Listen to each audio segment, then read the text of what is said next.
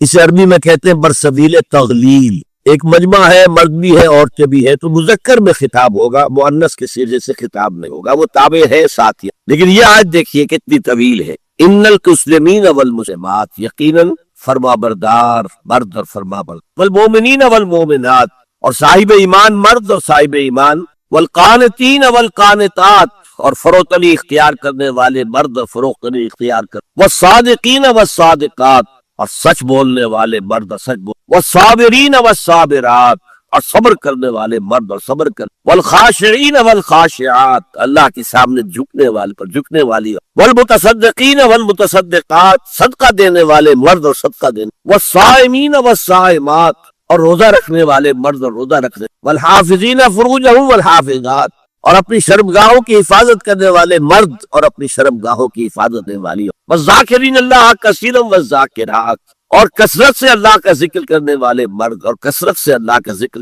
اعد اللہ لہم مغفرۃ واجرا عظیما، اللہ تعالیٰ نے اس سب کے لیے تیار کیا ہوا ہے. اعد اللہ لہم مغفرۃ، ایک تو مغفرت انہیں ملے گی اور اجر عظیم میں. یہ ہے وہ تصور مساوات مرد، کوئی اونچا نہیں. البتہ اب میں اگلے ابھی تک تو افراد کی بات ہو، اب وہ ایک مرد اور ایک عورت شادی، یہاں آپ کو سمجھ دینا چاہیے اب وہ برابر نہیں رہے، اس لیے کہ گھر بنانا ہے، خاندان کی بنا ڈالنی، ایک ادارہ ہے، انسٹیٹیوشن فیملی ہے، اور کسی انسٹیٹیوشن کے دو برابر کا اختیار رکھنے والے سربراہ نہیں. آئی جی ایک ہوگا، ڈی آئی جی 4 ہو 5 ہو. کوئی فرم ہے، مینیجنگ ڈائریکٹر ایک ہوگا، آپ 100 ڈائریکٹر رکھ لیں. مینیجنگ ڈائریکٹر کوئی کاروبار چلو، گھر کا ادارہ تو برباد ہو جائے گا اگر آپ نے برابر کر دیا دونوں کے اختیارات. آج اس کا مزہ چکھ رہا ہے خاندانی نظام ٹوٹ کے. آج وہ شادی کرتے ہی نہیں، مرد شادی نہیں کرتے، کیوں کرے؟ قانون آپ نے یہ بنا دیا ہے کہ آپ نے آج شادی کی اور 1 مہینے کے بعد آپ اپنی بیوی کو طلاق دی تو اپنی پوری دولت کا نصف دینا پڑے. وہ کہتے ہیں ہم لیکن عورت کی تو ضرورت ہے نا، مرد کی ضرورت عورت ہے، لیکن عورت کی ضرورت بھی تو ہے مرد. مرد کہتا ہے آؤ میرے ساتھ رہو، کھاؤ پیو، میں شادی نہیں. وہ یہ کہتے ہیں وی آر لیونگ ٹو، بس we are not married, we are living. یہ بھی ہو رہا ہے. یہ کلنٹن کا 3-4 سال پہلے صدر، تو اس کا جو آیا تھا state of the union address, سال میں 1 دفعہ وہاں کا صدر دیتا ہے پوری، اس میں اس نے کہا تھا کہ القریب ہماری امریکی قوم کی اکثریت حرام زادوں، اس کے الفاظ حرام زادہ نہیں، انہوں نے کہا باسٹرڈ نہیں کہا، کیا کہا؟ Born without any wedlock, ماں باپ کے درمیان کوئی شادی کا بندھن ہے ہی نہیں، تو حرامی کہلاتے ہیں ہمارے. حرام زادہ کسے؟ اور یہودیوں نے حضرت مسیح کو کیوں کہا حرام زادہ؟ ان کا کہنا یہ ہے، جھوٹ ہے بکواس سے، لیکن کہنا یہ ہے یہ حضرت مریم سلام علیہا کا رشتہ تو ہو گیا، نجار یوسف نجار ایک بڑھئی تھا، اس سے رشتہ تھا، لیکن ابھی وداعی نہیں ہوئی تھی کہ انہوں نے تعلق زن و شوق قائم کو حرام کام ہو. ولد الزنا، کوئی شخص رشوت پیش کر رہا ہے، حرام شے ہے، نفس کیا کہتا ہے؟ لے لو، کہتا ہے کہ نہیں؟ اذان کا وقت آ گیا، اذان سن لی آپ، لیکن پھر نفس نے کہا ابھی اور سو، آپ نے کروٹ لیے، کپڑا خو کیا اور غین ہو گئے. گویا کہ بندگی رب کے لیے سب سے پہلا جہاد کس سے کرنا ہوگا؟ نفس. معاشرہ بگڑا ہوا ہے، بگڑے ہوئے معاشرے کا ایک دباؤ ہے آپ پر. یہ بالکل ایسے جیسے ایک ہجوم ایک طرف جا رہا ہو تو ادھر جانا آسان اور مقابلے میں جانا بہت مشکل، زور لگانا پڑے گا. تو معاشرے کا رخ کچھ اور ہے، آپ کا رخ کچھ اور ہے. معاشرہ نہ خدا کو جانے نہ رسول کو جانے. آپ چاہتے ہیں اللہ اور اس کے رسول کے حکم پہ چلنا، کشمکش کرنی پڑے گی کہ نہیں؟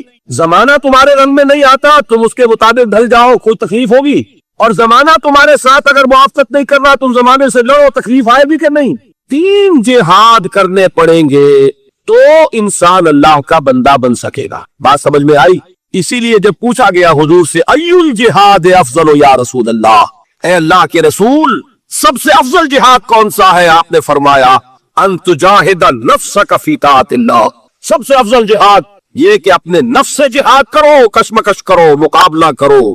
اسی لیے میں نے ایک مرتبہ تقریر کی تھی ممبر، پہلی مرتبہ مجھے یاد ہے، میں نے یہ 9 منزلیں بیان کی. منزلیں جہاد ہیں، 9ویں منزل جا کر قتال بنتی ہے. پہلی منزل پر 3 جہاد تھے، نفس سے، شیطان سے، بگڑے ہوئے معاشرے. دوسری منزل پر دعوت و تبلیغ بالحکمہ بالموعظہ جدال احسن. تیسری منزل پر صبر محض ایفیمنسٹ، اقدام چیلنج ایکٹیویسٹ. 8 منزلیں جہاد.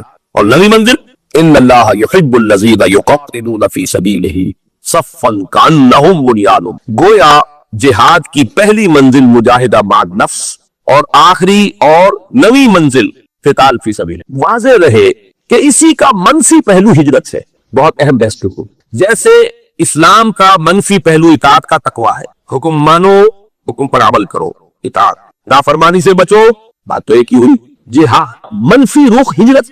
اللہ کی بندگی کرنے کے لیے معاصی سے ہجرت کرنی ہوگی, حرام چیزوں سے ہجرت کرنی ہوگی. اسی لیے سوال کیا گیا ای الہجرت افضل یا رسول اللہ. جواب کیا تھا؟ ان تہجر ما کرہ ربک. سب سے افضل ہجرت یہ ہے کہ ہر اس شے کو چھوڑ دو جو تمہارے رب کو پسند. اسی لیے تنظیم کے عہد نامے میں جب اللہ کے ساتھ معاہدہ ہے, انی واحد اللہ, نمبر 1 کس بات کا معاہدہ؟ الاحجر کل ما یکرہ, ہر اس شے کو چھوڑ دوں گا جس کو وہ پسند نہیں. وعدے رہے کہ اسی کا منفی پہلو ہجرت ہے. چنانچہ اس کی بھی پہلی منزل ان تہجر ما کرہ ربک ہے, اور آخری یہ کہ اقامت دین کی جد و جہد میں وقت آنے پر گھر بار, مال و منال اور اہل و عیال کو چھوڑ کر نکل جایا جائے. اس کی بھی نیت ہوئی, تیاری کیجیے نفسیاتی طور. آج بھی جائزہ لیجیے, اتنی غریب تو نہیں ہے کہ کبھی پکار آئے اور بلایا جائے اور یہ بندھن مجھے باندھ کر رکھ لے. اگر ایسا ہے یہ تو خطرہ. پھر آگے جا کر جو ہفتے اعمال کرانا ہے ابھی چھٹی کرو, سب کچھ کرنا اور پھر ہفتے اعمال کرا لیں. آپ کو معلوم ہے جنہوں نے ہجرت نہیں کی تھی, سورہ نساء میں کتنی اہم بحث آئی ہجرت. لیکن یہ کہ پورے لیول غلط خیالات دل سے نکالو, غلط نظریات نکالو, ہجرت ہے. غلط صحبت کو چھوڑو, ہجرت ہے. نخلہ و نطروں کو میف جو, ہجرت ہے. دوستیوں کو چھوڑو, ہجرت ہے. محبتوں کو کاٹو اس تلوار سے, ہجرت ہے. جیسے جہاد, جیسے سانس ہے اس کی آمد و سب, آنا اور جانا, اسی طرح جہاد و ہجرت سے. کچھ لوگ جو ہے وہ اصطلاحی مفہوم لے کر اور نہ معلوم کہاں سے کہاں, جب نیت میں فتور ہو, کام چوری ہو تو خوہ بدرہ بہانا ہے کسی. جہاد اور ہجرت لازم و منصوب, ایک مثبت ایک منفی کرنٹ چلے نہیں سکتا, ایک پازیٹو اور ایک نیگیٹو. جہاد کی پہلی 2 منزلوں کے لیے اصل آلہ و ہتھیار قرآن مجید. نفس سے جہاد کریں گے کس شے سے؟ کیسے مانیں گے نفس کو؟ اس کو پاک کرنا ہے کس سے؟ قرآن سے. یا ایھا الناس قد جاءکم موعظۃ من ربکم وشفاء لما فی الصدور. شیطان سے لڑو گے کس تلوار سے؟ کشتن ابلیس کارے مشکل است, زاں کے او گم اندر آباق دلس, خوشترا باشد مسلمان اشکنی, کشتہ شمشیر قرآن جاہدہم بہی جہادا. دوسری منزل قرآن, تذکیر قرآن سے, تبشیر قرآن سے, انذار قرآن سے, دعوت قرآن کی, تبلیغ قرآن کی, سارا برکت و محور اس کا. اوحی الی ھذا القرآن لانذرکم بہ ومن بلغ فلقد یسرناہ بلسانک لتبشر بہ المتقین وتنذر بہ قوما لدا.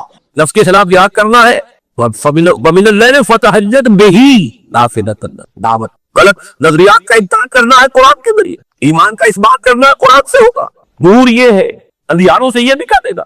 لِيُخْرِجَكُم مِّنَ الظُّلُمَاتِ إِلَى النُّورِ فَآمِنُوا بِاللَّهِ وَرَسُولِهِ وَالنُّورِ الَّذِي أَنزَلْنَا وَجَاهِدْهُم بِهِ جِهَادًا كَبِيرًا. مکی دور کا کی شمشیر قرآن اتر کر ہرا سے سوئے قوم آیا اور ایک مستحق کی دیا. جہاد کی پہلی 2 منزلوں کے لیے اصل آلہ و ہتھیار قرآن مجید ہے, یعنی جہاد بالقرآن. چنانچہ مجاہدہ مان نفس کا مؤثر ترین ذریعہ ہے قرآن کے ساتھ قیام اللیل یا تہجد, اور دعوت و تبلیغ کا پورا عمل بھی قرآن حکیم ہی کی اساس پر اور اسی کے ذریعے ہونا چاہیے. یتلو علیہم آیاتہ ویزکیہم ویعلمہم الکتاب والحکمہ, سارا اساسی منہاج قرآن کی مد گمراہ. تیسری اور آخری منزل عہد حاضر میں جہاد بالید کی موضوع ترین صورت فواحش و منکرات کے خلاف پرامن مظاہرے ہیں. صرف مظاہرہ نہیں, فکر گھیراؤ, جلاؤ نہیں, گھیراؤ نہیں ہونے گے, بل حافظون لحدود اللہ, چلاؤ ہو رہی, مارتے ہو. شہادت مطلوب و مقصود مومن نمال غنیمت میں کشور کشا. یہ میرا کل کا موضوع ہے, لیکن یہ کہ یہاں جہاد کے لیے اسی کو نہیں منکر بالیت کہا. من رأى منکم منکرا فلیغیرہ بیدہ فإن لم یستطع فبلسانہ فإن لم یستطع فبقلبہ وذلک اضعف الایمان. ومن جاہدہم بیدہ فہو مؤمن ومن جاہدہم بلسانہ فہو مؤمن ومن جاہدہم بقلبہ فہو مؤمن ولیس وراء ذلک من الایمان حبۃ خردل. لیکن نوٹ کیجئے, لیکن اس میں نوبت فقہائے کرام کی طے کردہ شرائط کے تحت قتال یعنی جہاد بالسیف تک بھی آ سکتا. اس کو یہ سمجھ لینا کہ یہ صرف سے اب دائرے سے خارج ہو گیا, یہ تو قادیانیوں کا خیال ہے, اور بالفعل ہمارے بہت سے علماء اسے خارج کیے بیٹھے, بڑے بڑے مفکرین خارج کیے بیٹھے. بعض لوگوں کو یہ مغالطہ لائق ہو گیا ہے فاسق و فاضل حکمرانوں کے خلاف خروج نہیں ہو سکتا. یقیناً بعض ایسی احادیث ہے, لیکن دوسری جب ایک ہی حدیث سے سارا مسئلہ نکالے تو بڑی گمراہی میں آ جائے گا. من قال لا الہ الا اللہ دخل الجنہ, یا تو ایمان بالرسالت بھی ثابت نہیں ہوتا. اس نے کہا لا الہ الا اللہ جنت میں داخل ہوتا, پورا مورچہ لگا نہیں. ایمان بالرسالت تھا, ایمان بالآخرت, ایران ایمان قرآن تعبیر, پھر اس کے عملی تقاضے لا دی. تو اس کو بھی اچھی طریقے سے سمجھ لیجئے. قتال اور فساق اور فجار حکمرانوں کے خلاف طاقت کا استعمال, لیکن اس کی شرائط. امام ابو حنیفہ جن کو میں سید الفقہاء سمجھتا ہوں, انہوں نے اس کے لیے باتیں کہا کہ نہیں المنکر, اگر زبان سے مؤثر نہیں ہو رہا تو فبالسیف, تلوار. لیکن اس کے لیے طاقت اتنی بہم پہنچ چکی, یہ نہیں کہ 4 آدمی اکٹھے کیے 4 کو مروا دیا, پھر آگے چلے, پھر 10 اور اکٹھے کیے 10 کو مروا دیا. یہ نہیں ہنگامہ کیا، جماعت بنا دیجیے، قوت جمع کیجیے، تربیت دیجیے، منظم کیجیے، معتبر تعداد کتنی کے جو بھی آپ کے اندازے ہیں اس کے اعتبار سے، ویسے کچھ ہے کہیں سے آ جائے بول فرام دی بلو وہ بات دوسری ہے، لیکن ہر اندازے میں آپ یہ تقریباً یہ یقین رکھیں کہ اب اتنی طاقت ہے کہ ہم بدل دیں، کامیابی ہو جائے۔ تب ٹیررزم جو ہے جو چل رہا ہے آج کل، ادھر حقیقت جہاد اور قتال کو بدنام کرنے والا، لیکن یہ کہ اس کو خارج کرتے، اس میں نو فقہاء کرام کی طے کردہ شرائط کے تحت قتال یعنی جہاد کی سیف تک بھی آ سکتی ہے۔ یہ ہے جہاد کی بحث۔ پہلا جو لازمی تقاضا ہے ان 3 فرائض کے لیے وہ ہے جہاد۔ دوسرا لزوم اجتماعیت، اجتماعیت کا لزوم، اس میں بھی درجے ہوں، کسی جگہ یہ مستحب ہوگا، کسی جگہ یہ مفید کہہ لیجئے، ممد کہہ لیجئے، کسی جگہ لازم، ہر وقت ہر حال میں لازم نہیں۔ فریضہ اول کے ضمن میں صرف صحبت صالح، کونوا مع الصادقین، اللہ کا بندہ بننا ہے، نفس سے جہاد کرنا ہے، شیطان سے کرنا ہے، معاشرے سے کرنا ہے، تو ایسے لوگوں کی معیت تلاش کرو، ایسوں کا قرب، ایسوں کی صحبت، جو یہی کام کر رہے ہو، یہی کرنا چاہتے ہو، اس سے تقویت پہنچے گی آپ۔ مرید کسے کہتے ہیں؟ ارادہ کرنے والا، آپ نے ارادہ کیا ہے اور بھی ہے اس نے بھی ارادہ کر لیا ہے، یہ مرید جمع ہو، اس سے یقیناً تقویت حاصل۔ لیکن عقلاً محض اس کام کے لیے جماعت کا ایک مفہوم خاص بول رہا ہوں، جماعت ڈسپلن، سموتات والی جماعت، کس کام کی ضرورت نہیں۔ نمبر 2، اسی طرح فریضہ ثانی کے ضمن میں درس گاہوں، اداروں، انجمنوں اور سوسائٹیوں سے پورا ہو سکتا ہے۔ ان کی دعوت و تبلیغ ہے، ڈھیلا ڈھالا نظم ادارہ ہے، اشاعت قرآن کا ادارہ، پبلشنگ ہاؤس ہے، آڈیو ویڈیوز کا کوئی سلسلہ ہے، جرائد ہے، رسائل ہے، انجمنیں ہے، دارالعلوم ہے، یہ سب اس کا ذریعہ ہے، یہ جماعت ہے۔ اجتماعیت، لزوم اجتماعیت کی خاطر اجتماعیت ایک عام لفظ ہے، یہ لوز آرگنائزیشن، ایسوسیشنز، انجمنیں، ان میں ہو سبوتات، ڈسپلن، ایک دستور ہے، قانون ہے، اس کے مطابق آپ نے تقسیم کار کر دیے، کوئی صدر ہے، کوئی سیکریٹری ہے، جس کی ٹانگ گھسیٹی ہو گھسیٹ لیجیے، نو کانفیڈنس لے آئیے اس کے خلاف، جس کو آپ برقرار رکھنا چاہیں رکھیں۔ دارالعلوم ہے کہ کوئی محتمم ہے، نظم تو وہاں ہوگا، لیکن یہ کہ وہ جماعت۔ لیکن اب ہے اصل شے، فریضہ ثالث کے ضمن میں سم و طاعت فی المعروف کے ٹھیٹھ اسلامی اور عسکری اصول پر مبنی جماعت کے بغیر پورا نہیں۔ کوئی احمق ہوگا جو سمجھے کہ یہ کام ہو سکتا ہے بغیر اس ٹھیٹھ اسلامی اور عسکری ملٹری ڈسپلن، وہاں آپ کو یہ اختیار نہیں ہے، حق حاصل نہیں ہے کہ آپ اپنے سپیریئر سے یہ پوچھیں کہ یہ حکم آپ کیوں دے رہے ہیں، مجھے کیا حکمت ہے۔ There's not to read a lie, there's but to be عسکری اور ٹھیٹھ اسلامی سم و طاعت، فاسمعوا واطیعوا، اللہ کی سم و طاعت مطلق، رسول کی سم و طاعت مطلق، اللہ یہ کہ وہ خود کہہ دیں کہ یہ صرف میرا مشورہ ہے، حکم نہیں ہے۔ جیسے حضرت بریرہ نے پوچھ لیا، حضرت مغیث ایک غلام تھے، حضرت بریرہ ایک کنیز تھی، ان کے ساتھ نکاح تھا، حضرت عائشہ کی کنیز تھی حضرت بریرہ، حضرت عائشہ نے انہیں آزاد کر دیا، اب ان کا سٹیٹس ہو گیا اونچا، وہ غلام کے غلام تھے۔ یہ ایک خیار حاصل ہوتا ہے، اختیار، چوائس۔ کنیز پہلے جس کے نکاح میں تھی، کنیز ہونے کی حیثیت سے کسی غلام کے، اب جب وہ حرہ ہو گئی، آزاد ہو گئی، تو شی ہیز این آپشن، وہ چاہے تو اب اس کے نکاح میں رہے، چاہے تو کفر نہیں رہا تھا۔ تو حضرت بریرہ نے کہا میں تو اس کے نکاح میں نہیں رہوں گی، مغیث کے، انہیں بہت محبت تھی، انہوں نے پہلے خود خوشامد کی، نہیں مانی، پھر سفارش کروائی، سفارش بھی کس کی؟ محمد رسول اللہ صلی اللہ علیہ وسلم کہ حضور سے کہیے۔ حضور نے فرمایا بریرہ کیا حرج ہے اگر تم مغیث کے گھر میں رہو گے؟ پورا فوراً حضور آپ کا میری حکم نہیں، تمہاری قابل قبول نہیں، حکم کو نہیں۔ ما كان لمؤمن ولا مؤمنة اذا قضى الله ورسوله امرا ان يكون لهم الخيرة من امرهم۔ چھوڑ سکتا چیز ہے، چوائس ایک اور بنتی ہے، ایک بیوی کی حیثیت سے اسے کیا فرائض ادا کرنا، ذہن قلباً جس کو وہ قبول نہ کر رہی ہو، اس کے ساتھ وہ حقوق جو ہے وہ ادا کر سکے کہ نہیں کر سکے، لیکن حکم ہو تو سم و طاعت مطلق۔ آگے چل کر حضور کے بعد اب ہے فی المعروف، صرف ایک اس کے اندر ایکسیپشن ہوگی، اگر اللہ اس کے رسول کے احکام کے خلاف کوئی بات ہے تو نہیں مان۔ اس کی وضاحت بعد میں کروں گا، مجھے آج حدیث میں آپ کو پڑھا دوں۔ تو یہ لزوم اجتماعیت جو ہے، اس کا تقاضا فریضہ اول کے ضمن میں صرف صحبت صالح سے پورا ہو جاتا ہے، کونوا مع الصادقین۔ سیکنڈ لیول پر درس گاہوں، اداروں، انجمنوں اور سوسائٹیوں سے پورا ہو سکتا ہے، سم و طاعت والی جماعت ضروری نہیں۔ لیکن فریضہ ثالث کے ضمن میں سم و طاعت فی المعروف کے ٹھیک اسلامی اور عسکری اصول پر مبنی جماعت کے بغیر پورا نہیں ہو سکتا۔ یہی مراد ہے حضور کے الفاظ مبارکہ سے، آمرکم بخمس بالجماعت والسمع والطاعت والہجرت والجہاد فی سبیل۔ آپ یہ بھی کہہ سکتے ہیں میں نے پورا جو ہے یہ 2 گھنٹوں میں صرف اس حدیث کا درس دیا ہے۔ جہاد اور ہجرت جڑے ہوئے بریکٹ، سم و طاعت جڑے ہوئے بریکٹ، جماعت لفظ بریکٹ شروع، سم جمع طاعت بریکٹ بند، جمع بریکٹ شروع، بلکہ ضرب، یہاں جمع نہیں ضرب، بریکٹ شروع جہاد پلس ہجرت بریکٹ بند۔ اس حدیث کو یوں ذہن میں رکھیے، جماعت کون سی؟ سم و طاعت، یہ لازم و ملزوم ہے، بریکٹ ہے، سنو اور مان، یہ کس لیے ہے؟ ذرا دینا ہے اس کو، تو ہے ہجرت و अमरुकुम बिखम्सिन बिल जमा वस्सब्र वल हिजरत वल जिहाद। तीसरा वुजू बैत, नमाज के लिए पाक, वुजू के लिए पाक पानी जो है। एक तो है बैत, वो तो अल्लाह से हुई, जानो माल उसके हवाले, जन्नत हक के उम्मीदवार है। एक है बैत किसी इंसान के हाथ पर, वो इंसान रसूल भी थे तो इंसान थे, उनके साथ बैत समोतात मुतलकन। अब आपके बाद जो इंसान है गैर मासूम है, चाहे वो अबू बकर हो, उनके साथ समोतात सिलमा, बिल्कुल मैथमेटिकल समझ ली। लेकिन बैत के ज़िमन में भी एक ही तरह का तकाजा था, जीरो लेवल पर कुछ फर्क हो जाएगा। पहले दो फराइज के ज़िमन में बैत सलूक को इरशाद की सूरत में किफायत करती है, लेकिन ये जो बैत हमारे यहाँ चल रही है सलूक और इरशाद की बैत, बहुत अच्छी बात है कि इसके लिए भी लफ्ज़ बैत इस्तेमाल हुआ, ताकि मालूम हो कि यह हमारे दीन का एक मुस्तकिल उसकी इस्तिलाह है, इसका एक फिक्र है। और वो बैत अक़बा ऊला के साथ मैं समझता हूँ कि उसका रब्त और ताल्लुक है। बैत इरशाद, पहली बैत हुजूर ने यही ली थी, शिरक नहीं करेंगे, चोरी नहीं करेंगे, जिना नहीं करेंगे, तोहमत नहीं लगाएंगे, मगर और जिस नेक बात का आप हुक्म देंगे वहां मारूफ था, ये पहला दर्जा था उस बैत का। आज वो बैत अदब कुरान सिर्फ बैतुल निसा है, ये सलूक की बैत जनाना बैत है, ये मर्दाना बैत नहीं है, जनाना बैत। गौर कर लीजिए, कुरान हकीम ने वही अल्फाज दिए, हालांकि सूरह मुमतहिना सन 6-7 में नाज़िल हो रही है, बैत अक़बा ऊला सन 10 में, सन 10 नबवी हिजरत से 1.5-2 साल कबल ली गई। एक फसल है 8-9 बरस का, ये वही अल्फाज जो बैत अक़बा ऊला के थे वही कुरान में आए, बैतुल निसा, ये जनाना बैत है, मर्दाना बैत नहीं है। मर्दानगी तो चाहिए, वो मैदान में जब आना है, मर्दाना बैत वहां तक का, वो फर्ज खवातीन पर नहीं, जनाना बैत लेकिन है बैत। इसके बारे में हमारे यहाँ वो जो अहले हदीस मसलक के लोग हैं वो इसकी नफी कर देते, कोई बैत नहीं, इसका कोई उसूल नहीं, कोई इसका सबूत गलत कहा। बैत अक़बा ऊला बैत ही यही है, बैतुल निसा बैत ही यही, बैत इरशाद है वो भी सही नहीं, लेकिन वो बैत जो मर्दों से मतलूब है वो कुछ और। अगर यह कतरा खूंदारी अगर मुश्ते परेदारी बेआबा बन तो आमोदम तरीके शाहबाजी रहा, मर्दानगी उसके लिए बैत जो है वो है नंबर 3।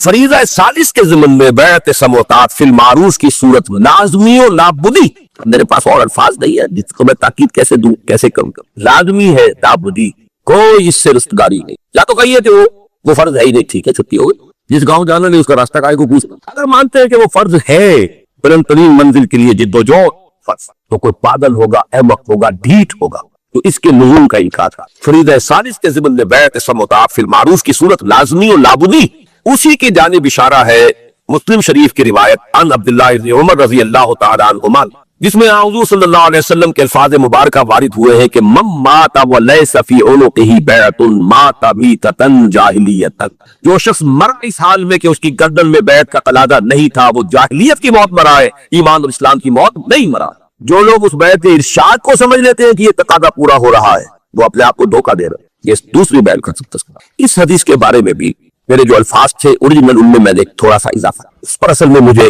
मुतनब्बे किया था मौलाना सैयद हामिद बिया रहमतुल्लाह अलैह ने, जो हमारे मुस्तशारीन में से थे, तो चौंक गए इसको देखकर। ये इस तरह इसको लाजिम करार दे रहे हैं, ये मफहूम तो हमारे बुजुर्गों और असनाफ में से किसी ने बयान नहीं किया, इस मानी में ये बैत के लाजिम। मैंने उन्हें जवाब दिया बड़ी टेक्निकल टर्म्स में, मौलाना इसमतुल्लाह साहब समझेंगे इस टेक्निकल टर्मिनोलॉजी।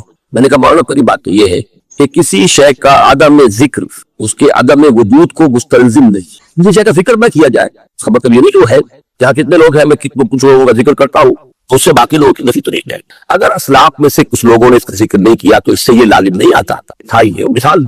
और मैं बहुत ही अल्लाह का शुक्र अदा करता हूँ, मेरे इल्म में मिसाल आ गई थी कि मेरे उस्ताद भी थे मौलाना मुंतखब उल कादरी, उन्होंने बताया कि उनके जो उस्ताद थे मौलाना मौदूदी अजमेरी रहमतुल्लाह अलैह, उनकी जो लाइब्रेरी थी उसकी एक अलमारी ऐसी थी जिसकी वो चाबी किसी को नहीं देते थे, कभी उसकी किताबें झाड़नी होती थी तो खुद। एक मरतबा कहीं तबीयत नासाज थी और ये उनके बहुत सही के शागिर्द थे, मुझे वो रहते थे कब्रिस्तान में वो जगह बनाई नहीं थी, वहां रहते। ये भी वो कहते थे भाई समझ में नहीं आता था, इनके पास अच्छे भले घर मौजूद है अजमेर शहर के अंदर, वहां क्यों रहते। और फिर ये कि वहां पे कुछ लोग आते रहते थे, विलायती कहते थे, पठान उस वक्त, जो अफगान पठान विलायती आते रहते थे। एक दफा तबीयत नासाज थी, उन्होंने फरमाया कि जरा मेरी अलमारी ये साफ कर, तो मैंने देखा उसमें रजिस्टर था जिसमें उन लोगों के नाम दर्ज थे जिन्होंने उनसे बैत जिहाद की, और ये शागिर्द चहेते तरीन शागिर्द, इन्हें पता भी नहीं। तो आदम जिक्र आदम वजूद को मुस्तलजिम नहीं, समझ लीजिए बात। इंसान में जो एक जिनसी तलब है, उसमें जो एक शहवत का मादा है, इंसान ने खामखा अपने ऊपर कदगने आयद कर ली है, और सही और गलत और जायज और नाजायज, माँ बेटी बीवी में खामखा की एक तफरीक है जो इंसान ने कायम कर ली है।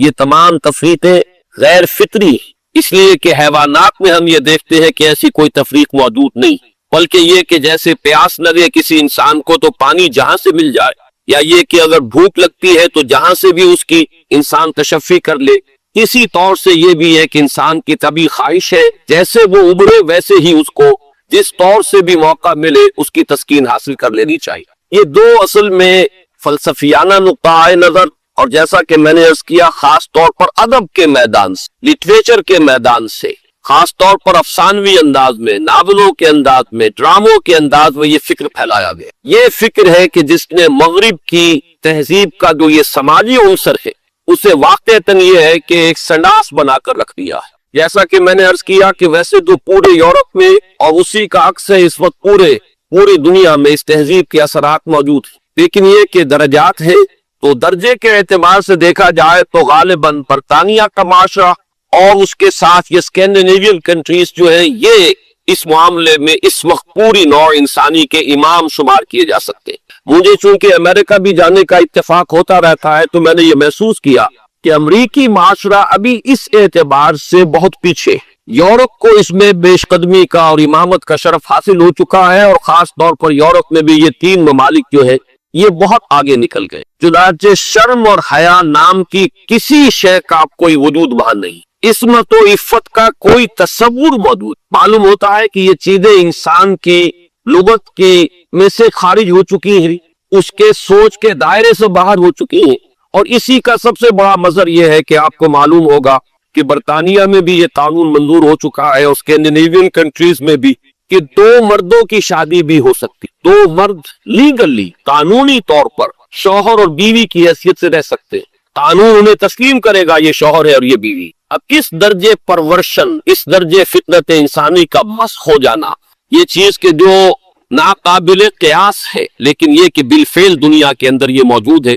اور پچھلے دنوں جب مجھے اتفاق ہوا جانے کا سویڈن، تو وہاں معلوم ہوا کہ ایک پاکستانی بھی ہے، ایک سرحد کے رہنے والے صاحب جنہوں نے کہ ایک لڑکے سے وہاں شادی کی ہوئی ہے، اور قانونی اعتبار سے وہ میاں اور بیوی کی حیثیت سے وہاں مسلم طور پر زندگی گزار رہے۔ یہ جو معاملہ ہے مجھے زیادہ صدمہ جس بات کا ہوا وہ اس پہلو سے کہ اس معاشرے کی جو اچیومنٹس، جو انہوں نے خوبیاں حاصل کی، ہمارا معاشرہ جو ہے ان کے بارے میں تو سوچنے کو بھی تیار ہے۔ مثلاً یہ کہ سیاسی سطح پر مساوات، معاشی کفالت کا اصول کہ کوئی شخص وہاں بھوکا نہیں رہ سکتا، ہر شخص کی گویا کہ کفالت جو ہے وہ ریاست کے ذمہ، وہ باتیں جو اسلام نے دی تھی، جو حضرت عمر فاروق رضی اللہ تعالیٰ عنہ پہ سے قول منسوب ہے کہ اگر دریائے فرات کے کنارے کوئی کتا بھی بھوکا پیاسا مر گیا تو عمر قیامت کے دن ذمہ دار ہوگا۔ یہ نقشہ واقعہ ہے، تسلیم کرنا پڑتا ہے کہ ان لوگوں نے اس چیز کو آج کی دنیا میں بالفعل حاصل کر کے دکھایا۔ سماجی مساوات کا یہ عالم کہ اگر کوئی فائنانس منسٹر،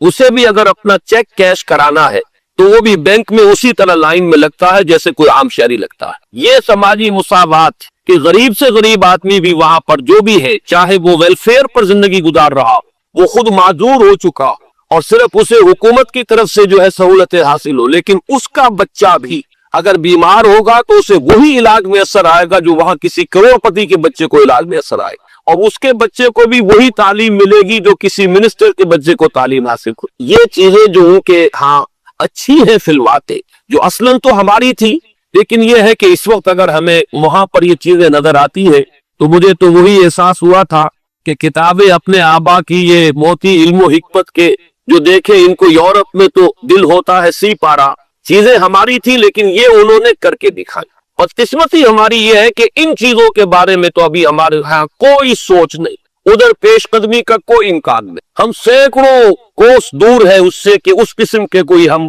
معاشرتی ارتقاء جو ہے اس کے بارے میں سوچ بھی سکے۔ لیکن جو ان کی گندگی ہے جس نے کہ ان کو تباہ کر کے رکھ دیا، خاندانی نظام ٹوٹ پھوٹ کر رہ گیا، جیسا کہ میں نے عرض کیا کہ شرم اور حیا جو ہے وہ ان کے لغت سے خارج ہو چکے، عصمت و عفت کے الفاظ بے معنی ہو چکے۔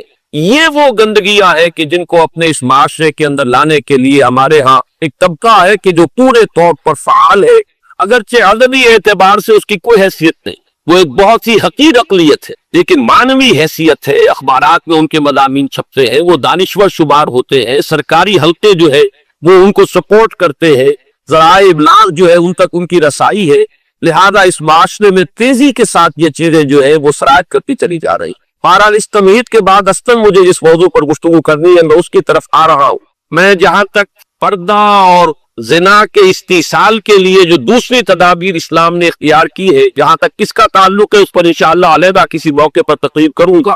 آج کے لیے میں نے طے کیا ہے کہ صرف اس مسئلے کو اچھی طرح ہم تھریش کریں، دیکھیں کہ واقعتاً نظریہ مساوات مرد و زن اس میں کوئی حصہ درست ہے یا نہیں ہے، تو کون سا ہے۔ ہمارے سامنے کسوٹی اور معیار جو ہے وہ اللہ کی کتاب ہے، اس کے رسول صلی اللہ علیہ وسلم کی سنت ہے۔ ہمیں ان دونوں چیزوں کے حوالے سے دیکھنا ہے کہ اس نظریے میں صداقت کا ایلیمنٹ کتنا ہے اور دھوکہ اور فریب کا حصہ کتنا ہے۔ میں سب سے پہلے تو یہ عرض کروں گا کہ اسلام بھی دو سطحوں پر عورتوں اور مردوں کے درمیان کامل مساوات کا قائل، لیکن ایک تیسری سطح وہ ہے کہ جس پر وہ ایک فرق کرتا ہے، درجہ بندی کرتا ہے۔ ان دونوں کو علیحدہ علیحدہ سمجھ لینا چاہیے۔ پہلی سطح جس پر کہ اسلام عورت اور مرد کے درمیان کامل مساوات کا قائل ہے، وہ شرف انسانیت ہے۔ مرد بھی انسان ہے، عورت بھی انسان۔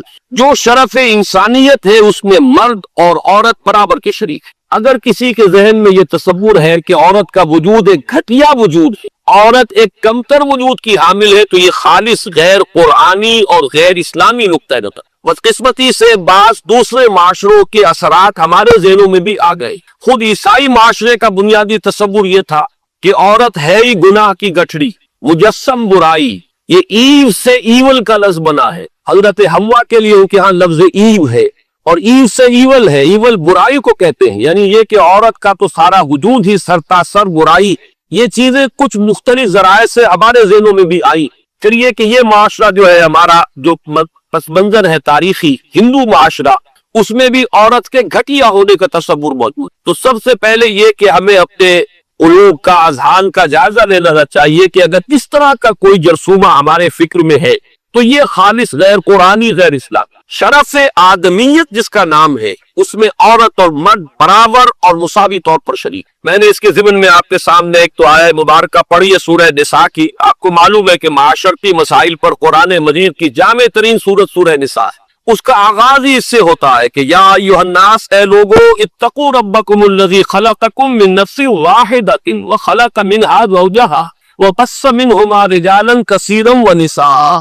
اے لوگو، اپنے اس رب کا تقوی اختیار کرو جس نے تمہیں ایک انسانی جان سے پیدا کیا، اسی سے اس کا جوڑا بنایا، اور ان دونوں سے کثیر تعداد میں مردوں اور عورتوں کو زمین میں پھیلایا۔ گویا کہ پوری نوع انسانی ایک انسانی جوڑے کی نسل ہے۔ آدم اور حوا علیہ السلام انہی کی اولاد ہے۔ تمام انسان، اس پہلو سے تمام انسان بھی برابر ہے، اگرچہ نسلیں ان کے اندر وجود میں آ گئی ہیں، اگرچہ شکلیں مختلف ہو گئی ہیں، رنگتیں ان کی تبدیل ہو گئی ہیں، ایک دوسرے سے بہت مختلف ہو گئی ہے، لیکن یہ کہ تمام شعوب و قبائل کا فرق ہو یا لونی یا لسانی فرق ہو، ان سب کی کوئی حقیقت کس اعتبار سے نہیں ہے کہ کوئی ان میں اونچا ہو جائے، کوئی نیچا ہو جائے۔ کلکم بنو آدم و آدم من تراب، تم سب کے سب جو ہو آدم کی نسل سے ہو اور آدم مٹی سے بنائے گئے تھے۔ لا فضل لعربی علی عجمی ولا لعجمی علی عربی ولا لأحمر علی اسود ولا لأسود علی احمر الا بالتقوی۔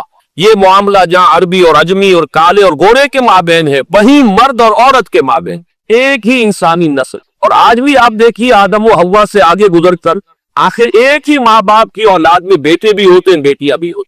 ایک ہی ماں کے نطفے سے بیٹا بھی ہے اور بیٹی بھی ہے۔ ایک ہی ماں کے بطن سے بیٹی کی بھی ولادت ہو رہی ہے اور بیٹے کی بھی ہو رہی ہے۔ تو کوئی فرق و امتیاز ان کے مابین اس پہلو سے کہ مرد مرد ہونے کے نادے اعلیٰ ہو اور عورت عورت ہونے کے حوالے سے گھٹیا اور ادنا ہو، یہ خالص غیر اسلامی، غیر قرآنی تصور ہے۔ شرف آدمیت، شرف انسانیت میں یہ بالکل وسعت۔ دوسری چیز کہ جس میں اسلام پوری مساوات تسلیم کرتا ہے، وہ ہے نیکی کا میدان، خیر کا میدان، اخلاق کا میدان، روحانیت کا میدان۔ اس میں بھی دونوں برابر ہے، ان میں کوئی تفریق نہیں، کسی پہلو سے کوئی فرق نہیں۔ میں نے اس کے ضمن میں ایک طویل آیت قرآن مجید کی آپ کو پڑھ کر سنائی ہے۔ آپ خود غور کریں گے کہ یہ جو گردان کا سا انداز یہاں لیا گیا ہے سورہ احزاب کی آیت نمبر 36 میں، آیت نمبر 35 میں، اس سے آپ خود اندازہ کر سکتے ہیں کہ تصور کیا دینا مقصود ہے۔ ان المسلمین والمسلمات، بے شک مسلمان مرد مسلمان عورتیں، والمومنین والمومنات، مومن مرد مومن عورتیں، والقانتین والقانتات، فرما بردار مرد فرما بردار عورتیں، والصادقین والصادقات، راست باز مرد راست باز عورتیں، वस्साबिरीन वस्साबिरात, सब्र करने वाले मर्द और सब्र करने वाली औरतें, वल्खाशिईन वल्खाशियात, अल्लाह से खुशू का ताल्लुक रखने वाले, अल्लाह के सामने झुकने वाले मर्द और झुकने वाली औरतें, वल्मुतसद्दिकीन वल्मुतसद्दिकात, और सदका देने वाले मर्द और सदका देने वाली औरतें, वस्साइमीन वस्साइमात, और रोजा रखने वाले मर्द और रोजा रखने वाली औरतें, वल्हाफिजीन फुरूजहुम वल्हाफिजात, और अपने शर्मगाहों की हिफाजत करने वाले मर्द और अपनी शर्मगाहों की हिफाजत करने वाली औरतें, वो जाकिरीन अल्लाह कसीरम व जाकिरात, और अल्लाह का जिक्र कसरत से करने वाले मर्द और अल्लाह का जिक्र कसरत से करने वाली औरतें, अद्दल्लाहु लहुम मग़फ़िरतम व अजरन अज़ीमा, अल्लाह ने इन सब के लिए तैयार की हुई है, फराहम की हुई है मग़फ़िरत में और बहुत बड़ा अजर। ये सारा जो है इस आयत का माहसल क्या है? ये तमाम वो औसाफ है कि जो मतलूब है, ये महासिन है, ये भलाइयां है, ये नेकियां है, ये आला अक़दार है जो इस्लाम चाहता है कि इंसानों के अंदर परवान चढ़े।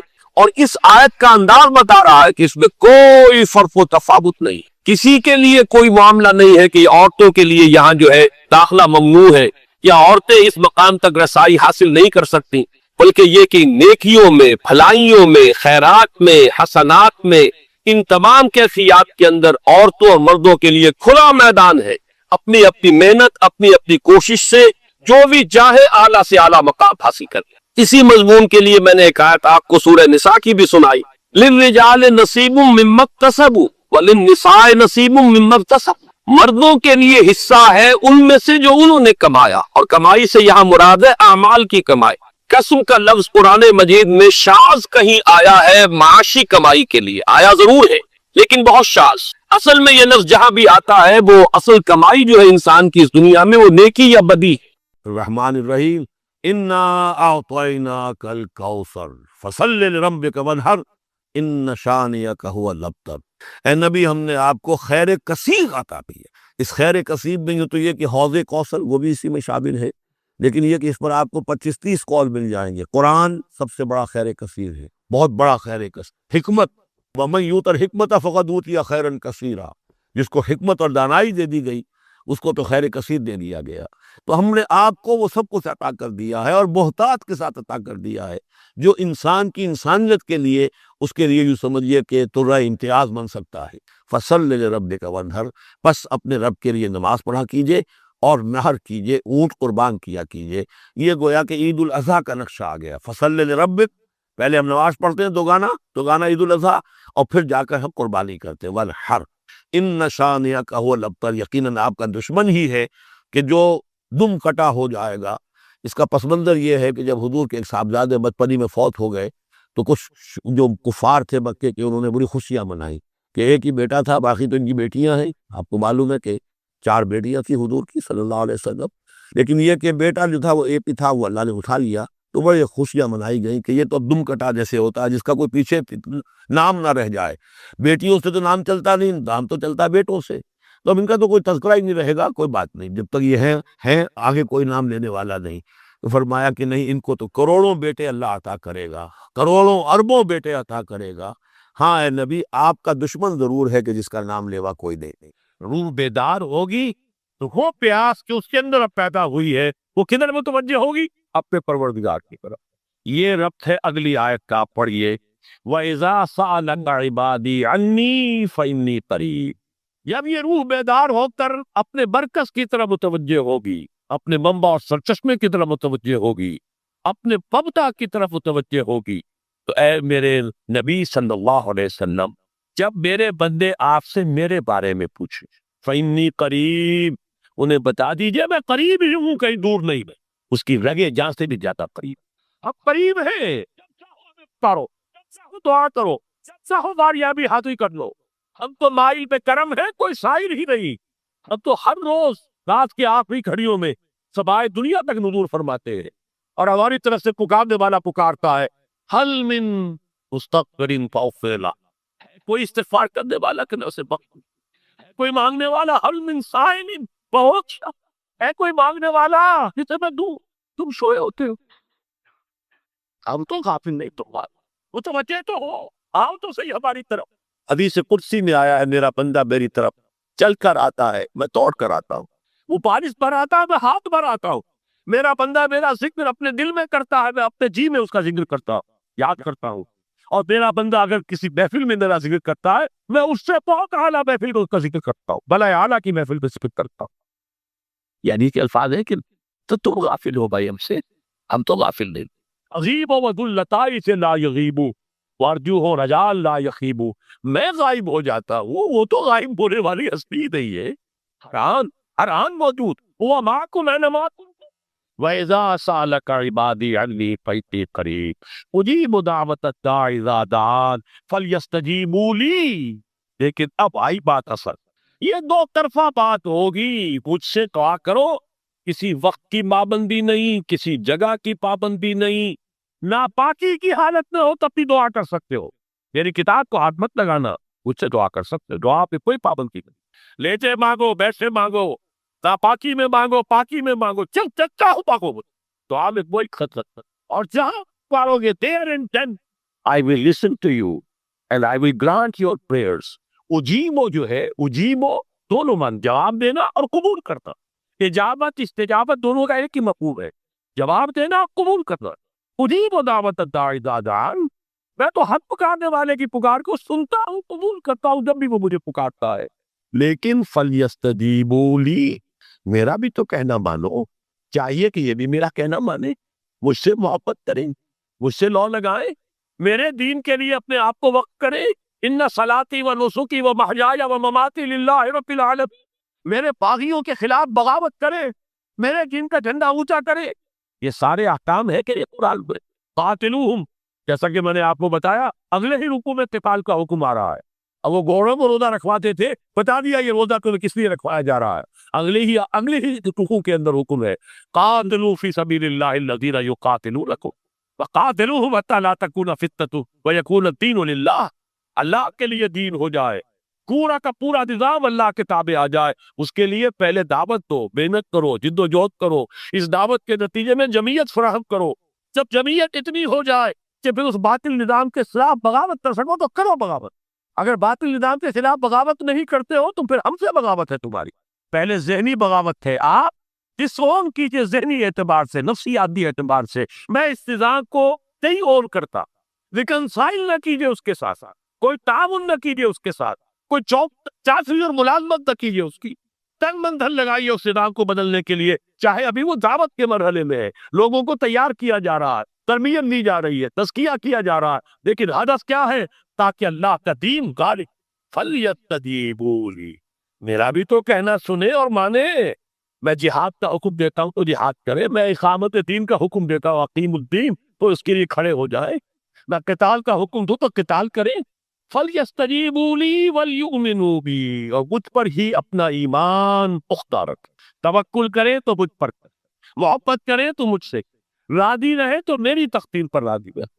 توکل ہو، راضی برضائے رب ہو، اطاعت ہو، جب تک یہ ساری چیزیں اللہ کے لیے نہ ہو جائیں. والذین آمنوا اشد حبا للہ، اصل میں تو مومن وہ ہوتے ہیں جو سب سے بڑھ کر شدید ترین محبت اللہ سے کرتے ہیں. قل ان کان آباؤکم وابناؤکم واخوانکم وازواجکم وعشیرتکم واموال اقترفتموها وتجارۃ تخشون کسادها ومساکن ترضونها احب الیکم من اللہ ورسولہ وجہاد فی سبیلہ فتربصوا حتی یاتی اللہ بامرہ واللہ لا یہدی القوم الفاسقین. اے نبی سے کہہ دیجئے اگر تمہیں اپنے باپ، اپنے بیٹے، اپنے بھائی، اپنے اسپاؤسز، بیوی کے لیے شوہر، شوہر کے لیے بیوی، اور رشتے دار، اور تمہارے وہ مال جو تم نے بڑی محنت سے جمع کیے ہیں، تمہارے وہ کاروبار جن کا تمہیں اندیشہ ہوتا ہے کہ کساد مازاری نہ ہو جائے، کہیں پر جو ہے ریسیشن نہ آ جائے، اور تمہارے وہ مکان اور محلات جو تم نے بنائے ہیں، اگر یہ 8 چیزیں محبوب تر ہیں اللہ سے اور اس کے رسول سے اور اس کی راہ میں جنگ کرنے سے، جہاد سے، تو جاؤ دفعہ ہو جاؤ، بیٹھو وہاں یہاں تک کہ ہم اپنا فیصلہ سنا دے. اور اللہ ایسے فاسقوں کو، ایسے جانوں کو ہدایت نہیں دیتا. یہ ہے قرآن آیت نمبر 24 سورہ توبہ. وَلْيَسْتَجِیبُوا لِی وَلْیُؤْمِنُوا بِی لَعَلَّهُمْ يَرْشُدُونَ. اب وہ لفظ آ گیا رشد. دیکھیے پہلے آیا تھا لَعَلَّکُمْ تَتَّقُونَ. روزہ، مجرد روزہ تقوی پیدا کر دے گا، ضبط نفس. اور ضبط نفس بھی وہ جو حکم خداوندی کا تابع ہے. یہ روزے کی ریاضت ہے، روزے کی ریاضت کا حاصل. رمضان کے روزے کے ساتھ قیام اللیل کا دو گنا پروگرام. دن میں روزہ رات کا قیام خوراک کے ساتھ، اس کا پہلا نتیجہ کیا ہے؟ لعلکم تشکرون، تاکہ قرآن کی عظمت منکشف ہو جائے، قرآن کی قدر و قیمت سے تم آگاہ ہو جاؤ، تمہیں معلوم ہو جائے کتنی بڑی دولت ہے جو اللہ نے دی ہے۔ اور آخری بات یہ، جب تمہاری روح بیدار ہو جائے گی، اپنے مالک کے ساتھ کم کلام ہوگی، اسی کا نام دعا ہے۔ دعا ہے جس کے بارے میں حضور نے فرمایا الدعاء اخ العبادہ، یہ عبادت کا جوہر ہے گی۔ الدعاء هو العبادہ، دعا ہی تو اصل عبادت کے، یہ دعا ہی تو ہمیں میسر نہیں ہے۔ 17 رکعتیں پڑھنی ہے ہم نے عشاء کی، لیکن اللہ کے ساتھ کوئی نوق نہیں لگی، ادھر کی ادھر کی سوچیں آ رہی ہے۔ 17 رکعتیں پڑھی ہو یا 7 پڑھی ہو 10 پڑھی ہو، آپ کو اجر ملے گا، لیکن آپ کو دعا نصیب نہیں ہوئی۔ دعا کب ہوتی ہے؟ بقول اقبال، یہ جو میرے اندر ہے فائنائٹ ایگو، انائے صغیر، انا میں، یہ چھوٹی سی انا ہے، اس انائے کبیر، اس انائے کبیر کے لیے سب سے بڑی جو مظہر آیت ہے قرآن مجید میں وہ سورہ طٰہٰ، اننی انا اللہ لا الہ الا انا، میں ہوں وہ اللہ جس کے سوا کوئی الہ نہیں۔ اننی انا اللہ لا الہ الا انا، یہ ہے فاعبدنی واقم الصلاۃ لذکری، یہ انائے کبیر ہے، انفائنائٹ ایگو، اللہ انا اللہ صدیق انا، اور یہ چھوٹی سی انا ہے، انا میں۔ جب یہ انائے صغیر انائے کبیر کے روبرو آتی ہے ہم کلام کو، یہ ہے دعا۔ اگر یہ جاگی نہیں، بیدار ہوئی نہیں، ہم کلام ہوئی نہیں، وہ دعا تو حاصل نہیں ہوئی، مخ عبادت جو ہے، جوہر عبادت کا حاصل نہیں ہوا۔ ہاں ایک شکل ہے عبادت کی، مراسم عبودیت ہے، یہ اشکال ہے، رہ گئی رسم ادا روح بلالی نہ رہی، فلسفہ رہ گیا خلقین غزالی نہ رہی، شکل ہے، تم نے کر لی، اجر ملے گا، آخر وقت نکالا ہے، آپ اللہ کے سامنے کھڑے ہوئے، اجر سے محنت کا جو اجرت وہ دے گا، لازم اور اس پر بھی دے گا، لیکن حقیقت صلاۃ کوئی اور شے۔ اسی لیے کہا محمد رسول اللہ علیہ صلی اللہ علیہ وسلم الصلاۃ معراج المومنین، اہل ایمان کے لیے یہ معراج کے درجے کی شے ہے، معراج میں مکالمہ ہوا کرتا، التحیات للہ والصلوات والطیبات، یہ حضور نے فرمایا ہے۔ السلام علیکم ایھا النبی ورحمۃ اللہ وبرکاتہ، کس نے کہا؟ اللہ نے فرمایا۔ السلام علینا وعلی عباد اللہ الصالحین، حضور نے فرمایا اس سلامتی میں تمام اللہ کے نیک بندوں کو شامل کر رہا ہوں، سلامتی مجھ پر بھی ہو اور تمام اللہ کے نیک۔ یہ مکالمہ ہے، مخاطبہ ہے۔ جب تک یہ مکالمے اور مخاطبے کی شکل میں، اگر وہ انائے صغیر جاگی ہی نہیں، سوئی ہوئی ہے، بے ہوش ہے، پڑی ہوئی ہے، سسک رہی ہے یا مر چکی ہے، روح مر بھی جاتا ہے، جسم زندہ ہے، روح جسم جان کے ساتھ زندہ ہے، حیوان انسان زندہ ہے، انسان مر چکا۔ اس لیے قرآن کہتا ہے نبی یہ مردہ ہے، اموات غیر احیاء، یہ نہیں سنتے ہیں، یہ آپ کو سمجھتے ہیں آپ کی یہ بڑے غور سے سن رہے، نہیں سن رہے، یہ تو مردہ ہے، روحانی طور پر مردہ ہے، ان کی روح مر چکی ہے، یہ تو حیوان رہ گیا ہے صلی اللہ علیہ وسلم، یہ چلتے پھرتے مقبرے ہیں، یہ چلتے پھرتے تعزیے ہیں، اس کے سوا کچھ نہیں۔ یہ ابو جہل کون ہے اور ابو لہب کون ہے؟ یہ حیوان ابو جہل ہے، حیوان ابو لہب ہے۔ ظاہر بات ہے کہ آپ تو کتے کی بھی ہے اور بلی کی بھی ہے، اور کان کتے کی بھی ہے، بلی کے بھی ہے۔ کتا بھی دیکھ کر گاڑی آ رہی ہے تو اپنے آپ کو بچاتا ہے، تم نے بچا لیا تو کون سا بڑا کمال کیا۔ وہ اندر کا انسان مر چکا ہے، یہ انسان اندر کا روحانی وجود یا مر چکا ہے یا سسک رہا ہے یا دبا ہوا ہے، بے ہوش ہے۔ یہ بیدار ہو اور ہم کلام ہو۔ افلاک سے آتا ہے نالوں کا جواب آخر، کرتے ہیں ستاب آخر، پوچھتے ہیں ایجاب آخر، آتا ہے اللہ جواب دیتا ہے۔ اجیب دعوت الداعی اذا دعان، روحانی کان کھلے ہو تو تم جواب سنو گے، ان کانوں سے نہیں۔ وہی جب محمد پر آئی تھی ان کانوں سے نہیں آئی تھی، وہ دل پر اتری تھی براہ راست۔ فإنه نزله على قلبه، ان کانوں کا ان آنکھوں کا سوال نہیں ہے، وہ دل پر براہ روح ہے محمدی پر۔ یہ روح اسی لیے وہی کو بھی روح کہا گیا ہے، لانے والا بھی روح، اور روح الامین جس پر لایا گیا وہ بھی روح ہے محمدی، جس کا مسکن ہے قلب محمدی، اور جو لائی گئی وہ بھی روح ہے۔ وَكَذَلِكَ أَوْحَيْنَا إِلَيْكَ رُوحًا مِّنْ أَمْرِنَا، یہ قرآن ہم نے نازل کیا، ایک روح ہے، اے محمد جو آپ پر ڈالتی۔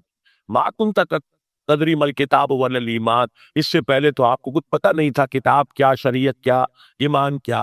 وَلَكِنْ جَعَلْنَاهُ نُورًا، ہم نے اس قرآن کو نور بنا کر آپ پر اتارا ہے۔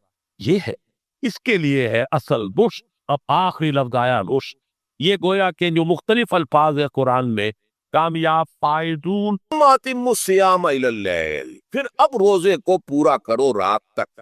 الی اللیل میں پھر بڑی بحثیں ہوئی ہیں. اس لفظ کی مناسبت سے اہل تشیع اس کے قائل ہے کہ جب کہ خوب اندھیرا ہو جائے، لیکن اہل سنت کا اجماع ہے کہ غروب آفتاب اس سے مراد، اس لیے کہ آغاز رات کا غروب آفتاب کے ساتھ. اور اس میں بھی احادیث کے اندر آیا ہے کہ تعجیل کرنی چاہیے. بعض لوگ وہی جو میں نے عرض کیا کہ تقویٰ کے تحت جو ہے جیسے کہ سفر میں بھی روزے رکھتے ہیں، یا 104 بخار کے درجے میں بھی وہ روزہ قضا کرنے کو تیار نہیں ہوتے، ایسے ہی وہ تاخیر کرتے ہیں اپنے تقوی کے حساب سے، کہیں ایسا نہ ہو کوئی غلطی نہ ہو جائے، کہیں یہ نہ ہو جائے، کہیں وہ نہ ہو جائے، تو پھر اس کے اندر وہ افطار میں. تو آپ نے فرمایا کہ قوم جو ہے اسی وقت میں صحیح رہے گی جبکہ وہ افطار میں عجلت سے کھا، یعنی سحری کے اندر بہت زیادہ جلدی کرنے کی ضرورت نہیں ہے. اگر اذان ہو رہی ہے اس کے دوران بھی اگر کچھ کھا پی رہے ہو تو کھا پی مکمل. اسی طریقے سے افطار کے اندر جو ہے وہ تاخیر کرنے کی ضرورت نہیں، سورج کے غروب کے ساتھ افطار کرنا. وَلَا تُبَاشِرُوهُنَّ وَأَنْتُمْ عَاكِفُونَ فِي الْمَسَاجِدِ، ہاں اپنی بیویوں سے تم مباشرت نہ کرو، تعلق زن و شو قائم نہ کرو جبکہ تم مسجدوں کے اندر معتکف. یہ اعتکاف کا ذکر ہو گئی. رمضان کے آخری عشرے میں یہ اعتکاف جو مسنون ہے کہ 21ویں شب سے شروع ہو جائے، یعنی 20واں روزہ ختم ہوا اس کے ساتھ یہ اعتکاف شروع ہو گیا. اور پھر اعتکاف مسنون جو ہے وہ جب تک کہ چاند نظر نہ آ جائے شوال کا عید کا، اس وقت تک یہ اعتکاف جاری رہے. یہ ہے مسنون اعتکاف. اس کی کیا حکمت ہے وہ میں بعد میں عرض کرتا ہوں. تو یہ حکمت جو ہے اس کے حوالے سے گفتگو بات پہ ہو جائے گی، لیکن یہاں یہ بتا دیا گیا کہ یہ جو رمضان کی 20 راتوں میں اجازت دی گئی ہے اپنی بیویوں کے ساتھ ہم بستری کی، وہ اس معتکف کے لیے نہیں ہے. جو مسجد میں معتکف ہے تو ہاں اس کی اہلیہ آ سکتی ہے وہاں ملاقات کے لیے، کسی مشورہ کوئی کرنا ہے بہت ضروری ہے، جائے ملاقات ہو سکتی ہے، لیکن یہ کہ مباشرت نہیں ہو سکتی. وہ فرمایا وَلَا تُبَاشِرُوهُنَّ وَأَنْتُمْ عَاكِفُونَ فِي الْمَسَاجِدِ تِلْكَ حُدُودُ اللَّهِ، یہ اللہ کی حدود ہے، شریعت اسلامی کی یہ حدود ہے. فَلَا تَقْرَبُوهَا، ان کے قریب تک مت جاؤ. قرآن مجید میں اس اعتبار سے دو انداز تعبیر ہے کہ اللہ کی حدود ہے فَلَا تَعْتَدُوهَا، یہ اللہ کی حدود ہے، ان سے تجاوز نہ کرو، اس حد کو پھلانگ نہ جاؤ، اس حد سے آگے نہ گزر جاؤ. یہاں ہے تقربوہا، اللہ تعالیٰ کی حدود کے قریب تک نہ جاؤ. اس کی وجہ ایک حدیث میں بیان کر دی گئی ہے کہ جیسے ہر بادشاہ کی ایک چراگاہ ہوتی ہے، وہ صرف شاہی جو بھی ہے جانور ہے ان کے، یا گھوڑے ہیں یا کوئی اور ہیں، ان کے چرانے کے چرنے کے لیے ہے. وہاں پہ کوئی رعایت کا کوئی آدمی اپنی بھیڑ بکریاں وغیرہ نہیں لے جا سکتا. وہ خیمہ کہلاتا تھا کہ یہ شاہ کے لیے مخصوص ہے. لِكُلِّ مَلَكٍ خِمًا وَحِمَ اللَّهُ مَحَارِمَهُ، اللہ بھی بادشاہ ہے اور کائنات کا ارض و سما کا، اس نے بھی جن چیزوں کو حرام کر دیا ہے وہ خیمہ، اس میں داخل نہیں ہونا تمہیں. تو فرمایا کہ جو چرواہا اپنی بھیڑوں کو بالکل اس کی آخری حد تک لے جائے گا تو اندیشہ ہے کہ کوئی بھیڑ کوئی بکری چھلانگ لگائے اور اس چراگاہ میں داخل ہو جائے. اس لیے کیپ این ڈسٹینس، ایک فاصلے پر رہو. احتیاط کا تقاضا یہ ہے کہ اس آخری حد کے قریب نہ جاؤ. فلا تقربوہا، اس کے قریب نہ جاؤ. ان حدود کی تو سختی کے ساتھ پابندی کرنی ہے. ان کے لیے یہ ہے کہ ان کو نہ صرف یہ کہ ان سے تجاوز نہیں کرنا، بلکہ ان سے ذرا کچھ فاصلے ہی پر اپنے آپ کو رکھنا. کذالک یبین اللہ آیاتہ للناس، اسی طریقے سے اللہ تعالیٰ واضح کرتا ہے اپنی آیات کو لوگوں کے لیے. وَلَعَلَّهُمْ يَتَّقُونَ، اور تاکہ وہ پھر تقویٰ کریں، بچے. جب احکام معلوم ہو گئے اب بچنا آسان. جب احکام معلوم نہیں تو اندیشہ ہے کہ کہیں کسی حرام کے اندر جو ہے وہ ملبس ہو جائے. جیسے کہ ایک حدیث میں آتا ہے کہ الحلال بین والحرام بین وبینہما مشتبہات، حلال کیا ہے یہ بھی واضح ہے، حرام کا یہ بھی واضح ہے. البتہ ان دونوں کے مابین کچھ چیزیں ہوتی ہیں متشابہات، پتہ نہیں حلال ہے کہ حرام ہو، تو تم بچو، ان چیزوں سے بھی بچو، اس لیے کہ اس کے اندر حرام ہونے کا اندیشہ ہے، لہذا ان سے بھی بچو. جو صریحاً حلال ہے اسی پر اکتفا، جن کے بارے میں تعین نہیں ہو پا رہا ہے کہ وہ حلال ہے، تو پتہ یہ بھی ثابت نہیں ہو رہا کہ وہ حرام ہے، تو ان سے بچ. یہ تقویٰ کا تقاضا ہے. اگرچہ قانونی اعتبار سے یہ کہا جائے گا کہ وہ مباح، جس شے کی حرمت کا ثبوت ہمیں کتاب اللہ اور سنت رسول سے نہ ملے وہ مباح، لیکن یہ ہے کہ تقویٰ کا تقاضا یہ ہے. قانون کا تقاضا یہ کہ مباح کو آپ اختیار کریں گے تو آپ پر گرفت نہیں ہے، اس لیے کہ اس کی حرمت ثابت نہیں ہے. لیکن تقویٰ کا تقاضا یہ ہے کہ آپ صرف اس شے پر اکتفا کریں کہ جس کے حلال ہونے کے لیے ثبوت اور دلیل موجود. تو یہ ہے کہ تلک حدود اللہ فلا تقربوها کذالک یبین اللہ لکم للناس آیاتہ للناس لعلہم یتقون. یہ احکام ہے تکمیلی روزے کے، جس کے ضمن میں نے کچھ احادیث نبویہ کے حوالے سے بھی ان کی مزید وضاحت کر دی. یہ تیسری بات، روزے کا اثر حاصل کیا ہے. پہلی آیت پر ہمیں توجہ دینی ہے. یا ایھا الذین آمنوا کتب علیکم الصیام، اہل ایمان کے اوپر روزہ فرض کیا گیا، لکھ دیا گیا، طے کر دیا گیا. اگرچہ جیسا کہ میں نے عرض کیا یہ ابتدائی حکم ہے اور اس میں وجوب علی التسدید وہ بعد میں آ چکا دوسری آیت. کما کتب علی الذین من قبل، جیسے کہ یہ فرض کیا گیا تھا ان پر جو تم سے پہلے تھے، یعنی یہود اور نصارہ، ان پر بھی یہ روزہ جو ہے یہ فرض تھا. البتہ احکام مختلف ہو گئے، جیسے جمعے کا دن اور جمعے کو چھوڑ کر یہودیوں نے سبت کا دن اختیار کیا، عیسائیوں نے جو ہے وہ سنڈے کو اختیار کر لیا، لیکن احکام میں فرق ہے. وہاں پورے سبت کے دن، ہفتے کے دن کاروبار دنیاوی مطلقاً حرام، لیکن ہمارے ہاں شریعت کے اندر آسانی پیدا کی گئی کہ صرف جمعے کی اذان سے لے کر نماز عطا ہو جانے تک وہ حرام، لیکن باقی یہ ہے کہ اس سے پہلے بھی اگر کرو اور بعد میں جب فَإِذَا قُضِيَتِ الصَّلَاةُ فَانتَشِرُوا فِي الْأَرْضِ وَابْتَغُوا مِن فَضْلِ اللَّهِ، جب نماز ادا ہو چکے تو جاؤ تشر ہو سکتے ہو زمین میں اور اللہ تعالیٰ کے فضل کو تلاش کر سکتے. اسی طریقے سے اگرچہ حکم روزہ جو ہے وہ تو سابقہ امتوں میں بھی تھا، لیکن یہ اس کے احکام جو ہے ان کے اندر تغیر و تبدل ہے. کتب علیکم الصیام کما کتب علی الذین من قبلکم لعلکم تتقون، تاکہ تمہارے اندر تقوی. اب یہ ہے حکمت صوم کی پہلی آیت. تقوی کسے کہتے ہیں؟ کس چیز سے بچ؟ اللہ نے جو چیزیں حرام کی ان سے بچ، اللہ کے احکام کو توڑنے سے بچ. دیکھیے یہ لفظ جو ہے اس کا معنی ہے وا آف اور یا وقا. وقا یقی کے معنی ہے کسی کو بچانا. ہم دعا مانتے وقنا عذاب النار، اللہ ہمیں آگ کے عذاب سے بچا لے. لیکن اتقا بنتا ہے باب افتعال، واو تے میں شامل ہوئے تو اتقا، اور اسی سے تقوی. تقوی کے معنی کیا ہے؟ بچنا، خود بچنا. وقا یقی دوسرے کو بچانا. بچنا اللہ کے احکام کو توڑنے سے، اللہ کی حرام کردہ چیزوں میں ملوث ہونے سے، اللہ کے غضب سے، غصے سے، اللہ کی ناراضگی سے، اور آخرت میں اللہ کے عذاب سے. یہ بچنے کی روش ہے. پوری زندگی میں بھی اس کو جاری رکھیے. یہ تقویٰ زندگی میں کیا ہو؟ اللہ کے احکام کو توڑنے سے بچنا، اللہ کی حرام کردہ چیزوں میں ملوث ہو جانا، ان کا استعمال کھانے پینے سے متعلق ہو یا وہ شہوت سے متعلق ہو یا کسی اور چیز سے متعلق، اس سے بچنا.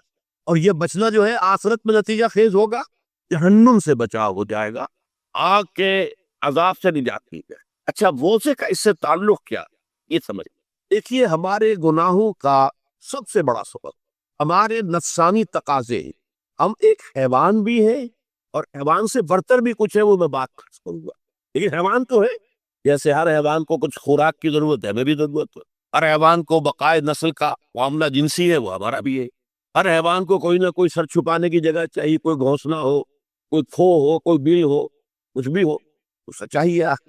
اسی طریقے سے ہمارے سارے تقاضے، حیوانات کو بھی آرام چاہیے، ہمیں بھی آرام چاہیے. یہ حیوانی تقاضے جو ہے، جن کو ہم کہیں گے اینیمل انسٹنکٹس، ہمارے وجود کے اندر کہیں گے، اور ان کا تقاضا ہمارے اندر سے ابھرتا. اسی کو انڈین لیبیڈو کہا ہے فرائڈ نے. جدید نفسیات کا بابا آدم جو ہے وہ فرائڈ، اس نے اسے انڈ اور لفٹ سے تعبیر کیا. اس سے اوپر سیلف کو لایا، اور اس کے بعد جو ہے وہ سپر ایگو ہے. تو یہ 3 درجے اس نے متعین کیے ہیں، اور میں اس کی دقت نظر، ایکیوٹی آف آبزرویشن کا بہت قائل. ویسے نظریات کا جو نتیجہ اس نے نکالا ہے وہ غلط، لیکن ایکویٹی آف آبزرویشن کا قائل ہوں کہ اس نے انسانی شخصیت کے 3 لیولز کو آئیڈینٹیفائی کیا. یہی 3 لیولز ہمارے ہاں، نفس، قلب، روح، یہ 3 لیول.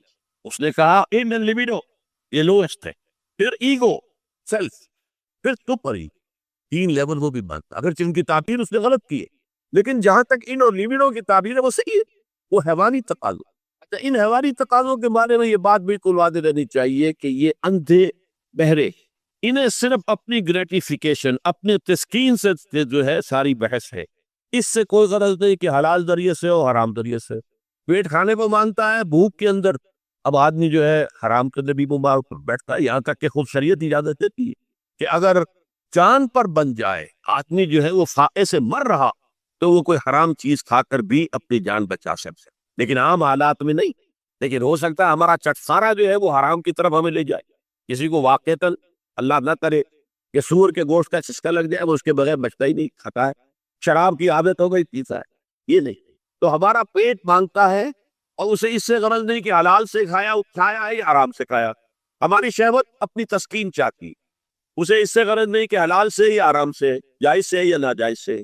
اسی طریقے سے ہمارے تمام تقاضے جو حیوانی ہیں، ایک تو یہ کہ بہت زوردار ہے، اور چونکہ وہ اندھے بہرے ہیں، لہذا جو قرآن میں کہا گیا ان النفس لامارۃ بالسوء، یہ نفس تو بدی کا حکم دیتا ہی، یہ گویا کہ اس کے اندر رجحان جو ہے انہیرنٹ ہے کہ وہ بدی کی طرف انسان کو ترغیب دلاتا، چاہے وہ اپنی ضروریات سے متعلق ہو، چاہے چٹخاروں سے متعلق ہو، چاہے جو بھی لذت اسے درکار ہے اس سے متعلق ہو، چاہے وہ جنسی لذت ہے اور چاہے وہ طعام کی، یعنی جسے ہم کہتے ہیں کہ انسان جو ہے وہ اپنے پیٹ اور فرج کا غلام بنتا رہ جائے، اس لیے کہ جو تقاضا بھی آیا ہے اس کو پورا کر۔ یہ جو کیفیت انسان کی ہے، اس کے لیے ایک وقت جو ہے وہ روزہ فراہم کرتا ہے۔ روزے کے آپ نے 12 13 14 گھنٹے کا بھی روزہ ہوتا ہے، بعض جگہوں پر 16 17 گھنٹے کا روزہ ہوتا ہے۔ اس عرصے میں آپ اپنے نفس کو حلال چیزوں سے بھی روکے رکھتے ہیں۔ اس منہ گھوڑے کو جو ہے آپ اس کی لگام کس کر رکھتے ہیں کہ حلال پہ نہیں کھانے دے رہے، بھوک لگی ہو یا کھانا بہترین موجود ہے نہیں کھا سکتے، اللہ کا حکم نہیں، اللہ کی اجازت نہیں، شدید پیاس ہے، بہترین مشروبات فریج میں رکھی ہوئی ہے، نہیں کھا سکتے، نہیں پی سکتے، جائز نہیں ہے، کھانے کے حالت کو حرام نہیں ہے، بیوی موجود ہے، یا جیسے کہ لونڈیوں کا معاملہ ہوتا تھا لونڈی موجود ہے، لیکن نہیں، آپ اپنی شہوت جو ہے وہ اس سے پوری نہیں کر سکتے۔ یہ پابندیاں نفس کے اوپر لگانا، یہ ایک مشق، یہ ایک ریاضت ہے۔ اس ریاضت کا حاصل یہ ہونا چاہیے کہ انسان بقیہ 11 مہینوں میں اپنے آپ کو حرام سے تو بچائے، یہاں وہ حلال سے رکا ہوا اللہ کے حکم سے۔